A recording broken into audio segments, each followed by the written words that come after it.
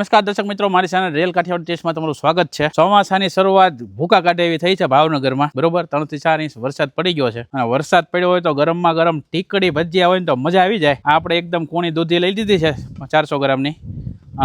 250 આપણે બટેટા લીધા છે, બરોબર। આદુ 30 ગ્રામ જેવું ખમણી નાખ્યું છે। તીખા મરચા આપણે લીધા છે શેડિયા, જો, અને મોળા મરચા પણ લીધા છે 3-4 નંગ। કોથમરી છે અને મરી નાખશું।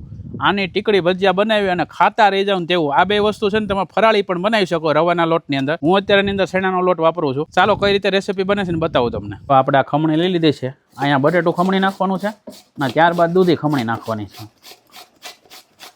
એકદમ આવા લચ્છા રહેવા પડે, જો આ ટાઈપના લચ્છા રહેવા પડે। હવે આપણે બધું ખમણી નાખ્યું પછી તમને બતાવીએ। જો ભાઈ બટેટાના તો એકદમ આ રીતના લચ્છા કરી નાખ્યા છે। હવે આ દૂધી લીધી છે આપણે, દૂધીને ખમણી નાખવાની છે।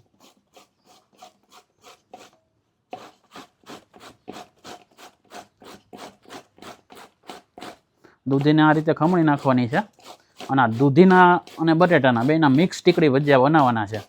જે લોકોને દૂધી ન ભાવતી હોય ને એ ભાવવા મળે તો જ બકે। જો આ રીતે દૂધીના લચ્છા કરી નાખવાના છે, બરોબર। હાલો હું બધું કમ્પ્લીટ કરીને તમને પછી બતાવું। જો આનું પાણી છે ને આપણે અલગ કાઢી લઈએ। જો આ દૂધી છે એને આપણે છે ને દૂધીનું પાણી બધું કાઢી નાખવાનું છે। હાથમાં લેવાની આ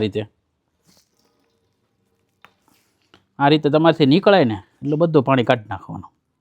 જો અત્યારે હું દબી દઉં ફૂલ। જો હવે આપણે બધી દૂધીનું પાણી કાઢી નાખ્યું છે અને હવે આપણે લેશું બટેટું। આ બટેટો છે, તમારાથી નીકળે એટલું પાણી કાઢી નાખવાનું। પછી આની અંદર પાણી નથી નાખવાનું। પાણી કાઢી નાખ્યું ને તોય આપણો જે ટીકડીનો લોટ છે ને તોય બંધાઈ જશે। જો દૂધી અને બટેટું બે મિક્સ કરી દેવાનું। આપણે સૌથી વધારે દૂધી છે, 250 ગ્રામ જ બટેટા હતા, બાકી દૂધી હતી બધી, બરાબર। અને સરસ રીતે મિક્સ કરી નાખવાનું છે આ રીતે। અને આપણે મીઠું પહેલાં નાખી દઈશું, સ્વાદ અનુસાર આપણે મીઠું નાખવાનું છે। મીઠું નખાઈ ગયું છે। આવી ગયા મરચાં, અધકચરી મરી, આદુ, આવી ગયા લીલા ધાણા। થોડો એવો હું અહીં ગરમ મસાલો નાખું છું, તમારે નાખવો હોય તેમ નાખી શકો છો, અગર ન નાખવો હોય તો ન હાલે, બરાબર। થોડો એવો નાખવો અને મિક્સ કરી દેવાનું છે। આ ટીકડી ભજીયા તમે છે ને ફરાળી પણ બનાવી શકો। આની અંદર રવાનો લોટ નાખી દેવાનો। આની અંદર આપણે છે ને પાણી કાઢી નાખ્યા પછી તોય પાણી અમુક હોય છે, એટલે આપણે છે ને એ પાણીની અંદર જ આપણે લોટ ઉમેરતો જવાનો। ચણાનું બેસન 100 ગ્રામ જેવું નાખો। 100 ગ્રામ લોટ આપણે સાળેલો હતો અને એ જ નાખવાનો છે અને એમાં જ આ ટીકડી બનાવવાના। તમારા બાળકોને આ ખવડાવો ને, માર્કેટમાં મળતી ફ્રેન્ચ ફ્રાઈની જગ્યાએ આ વસ્તુ ખવડાવો ને તો એકદમ હેલ્ધી। અંદર મરી નાખ્યા છે, મરી શરીર માટે સારા। અને જો ફર્સ્ટ ક્લાસ આપણું આ ટીકડીનું છે ને કમ્પ્લીટ થઈ ગયું છે અને 2 મિનિટ આમનો રેસ્ટ દેવા દેવી। ત્યાં આપણે તેલ મૂકી દઈએ, બરાબર, સિંગ તેલ ને પછી પાડીએ। આજે હવે આપણે છે ને સિંગ તેલ મૂકી દીધું છે અહીંયા અને આપણે ટીકડી ભજીયા બનાવવાના છે। જો તેલ હવે આવી રહ્યું છે ધીમે ધીમે। જો આ રીતે તમારે ટીકડી બનાવવાની। જો આ રીતે તમારે છે ને 2 હાથ મૂકી દેવાનો એક અંગૂઠા વડે અને હળવે એક દેન આમાં મૂકી દેવાની આ રીતે। જો તમારે છે ને ખાલી આમ અંગૂઠો જ મારવાનો છે,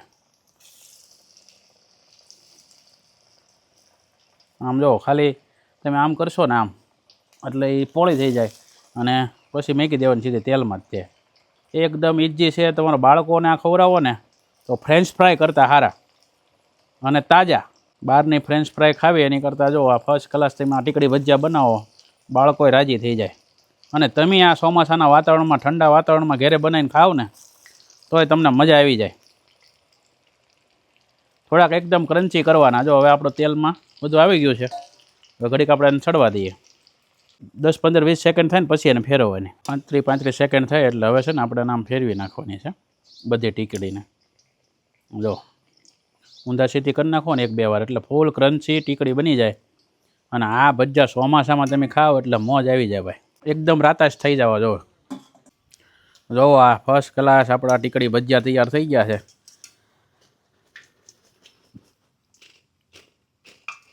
સમજો અવાજ આવે તો જ આવો, જો છે ફર્સ્ટ ક્લાસ। આવો આપણે બીજો ગાંઠ નાખીએ।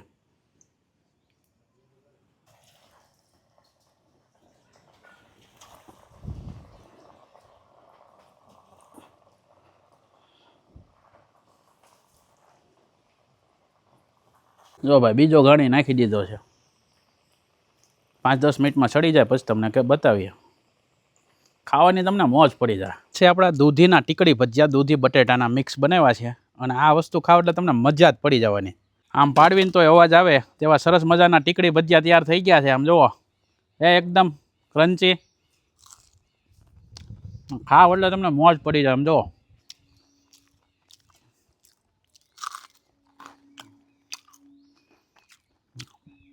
દૂધી અને બટેટું આ બે વસ્તુ અંદર આવે એટલે એકદમ ક્રન્ચી ને ખાવાની તમને મોજ પડી જાય. બાળકોને તમે બહારનો નાસ્તો કરાવો ને કરતાં આ વસ્તુ ઘરે બનાવીને ખવડાવો એટલે બાળકોને મજા આવી જાય. જો તમને રેસીપી સારી લાગી હોય તો વધુ શેર કરજો ને આ વરસાદમાં એકવાર ઘરે બનાવજો, મજા પડી જશે.